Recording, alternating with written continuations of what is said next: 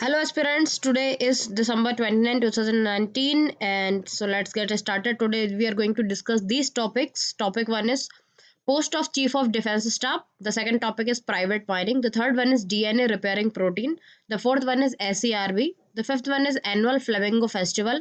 And then the fifth one is economic terminologies, which was recently in news. Okay, so beginning with the post of Chief of Defense Staff, it is an important news because recently the cabinet has approved that there will be the creation of a new post which will be of the Chief of Defense Staff. Okay, now what is the rationale about this post? So the move was envisaged after the Kargil war in 1999. So after the Kargil war, it was like there must be a post of Chief of Defense Staff. Okay, so various authorities recommended that there is a need of creating a post for a single command center in matters of warfare and the nuclear weaponry. So basically it will be including all the three forces, that is armed force, navy and the air force. Okay, so the government approval came essentially after two reports in this regard. What were the two reports? The first one report was the Kargil review committee.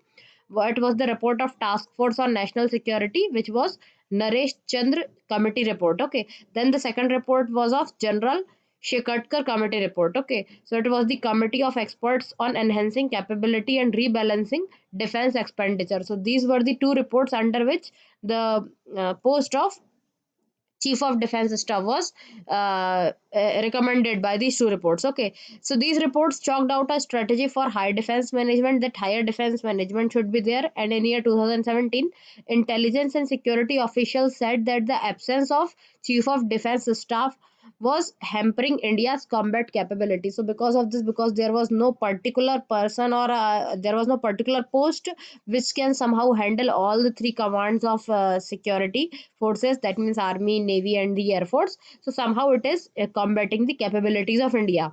So a single chain of command was imperative to strengthen India's collective defense.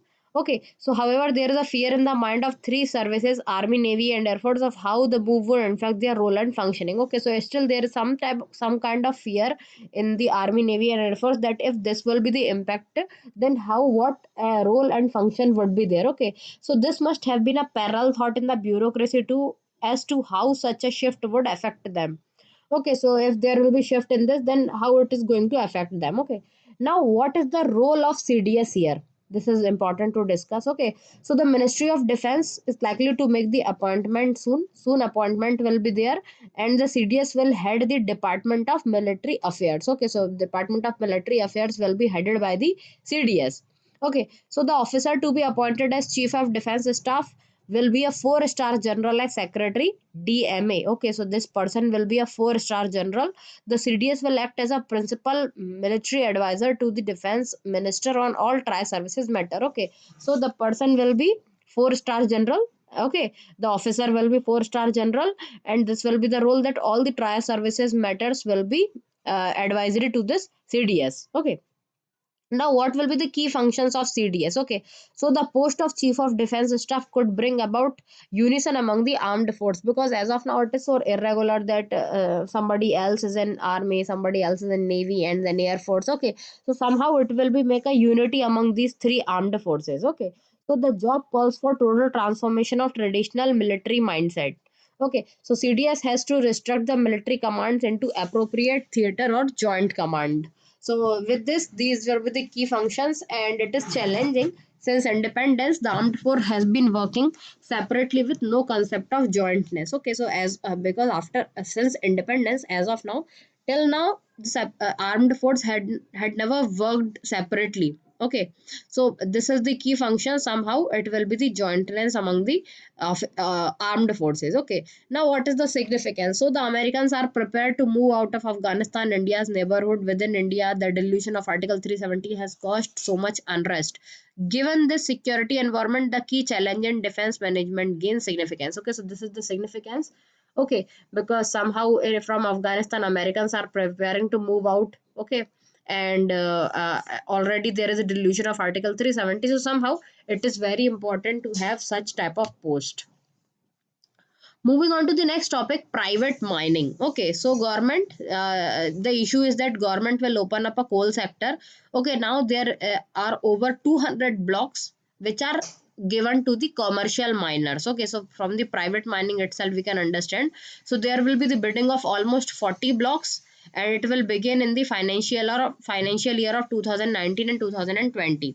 Okay, now what is the significance? Okay, so basically according to government, what government thinks, that 200 blocks which prepared for sale could produce as much as 400 million tons a year. Earlier it was problematic because most of the area of in the blocks, in the coal blocks, even despite having coal blocks, we were importing the coal. Okay, so if somehow these blocks will be given to the private sector, so we will be having 4,000 million tons a year. Okay, so India's coal import bills would be considerably reduced. The bill would not eliminate, as India no real reserves of choking coal needed by its iron and steel plants.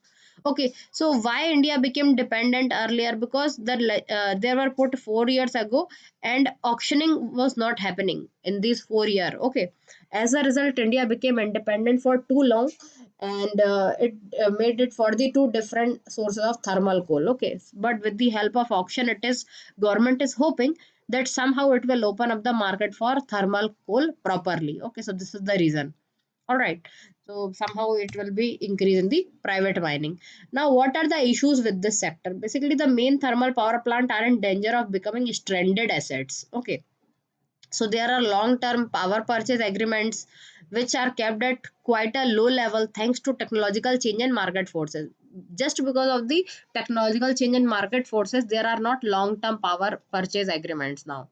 Okay, so it will be not at low level.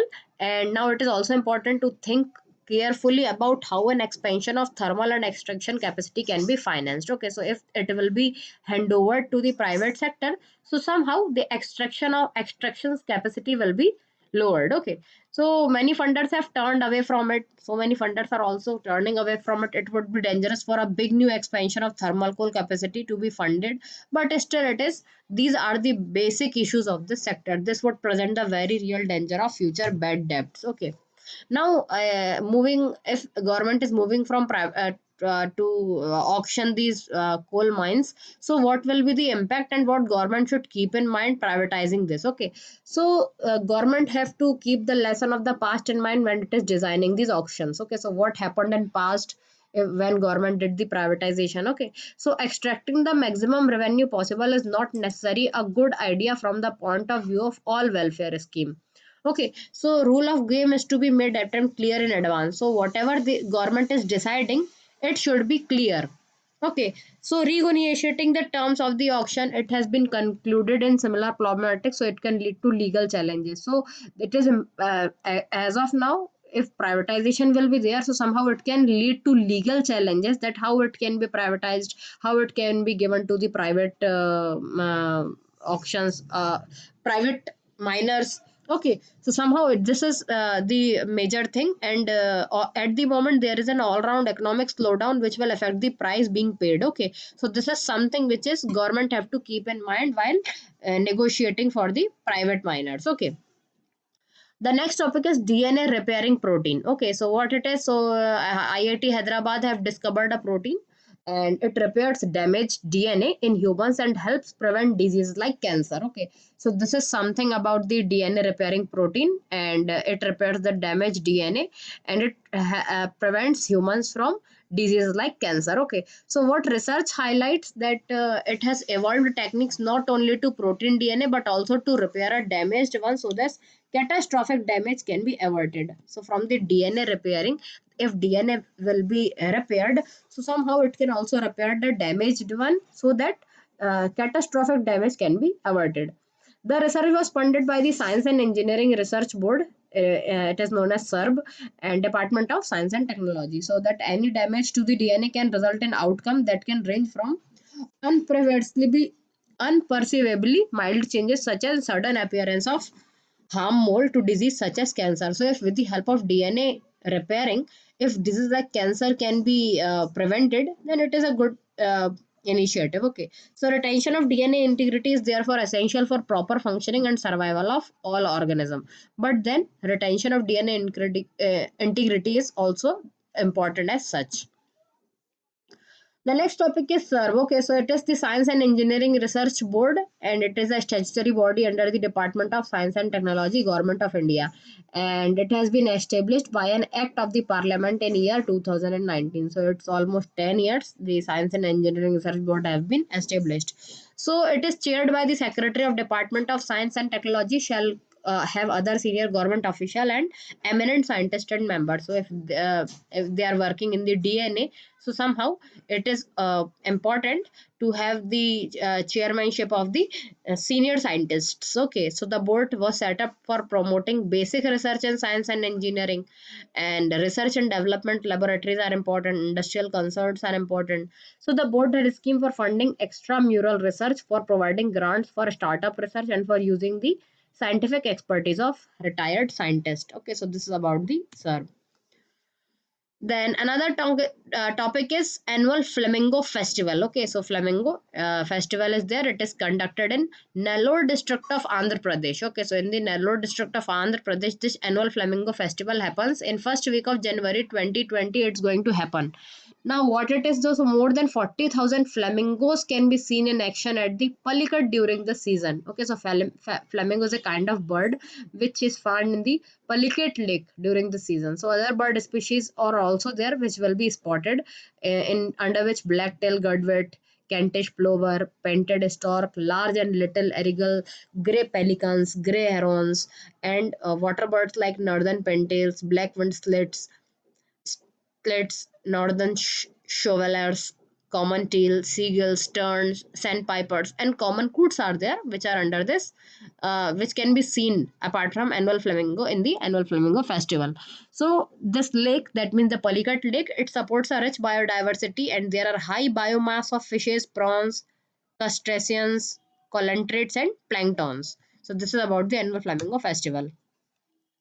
The next topic is economic terminologies recently in news were there. Okay, so recently now economic terminology is there. So there are so many terminologies which are in the economics. So somehow these are the major ones. Okay, so we heard about the non-performing assets in the economy these days. So what are the non-performing assets? So these are the recorded on a bank's balance sheet, and after a prolonged period of non-payment by the borrower. Okay, so if there is a borrower, and from the name itself sometime we can clear those assets which are non-performing. Okay, so if a borrower have taken an amount, and from the 90 days of payment there is a no payment, then it will be the non-performing assets. Okay, so it will be the 90 days of non-payment of interest or principal payment overdue in Indian context. Okay, then there is the gross non-performing asset, this is GNPA.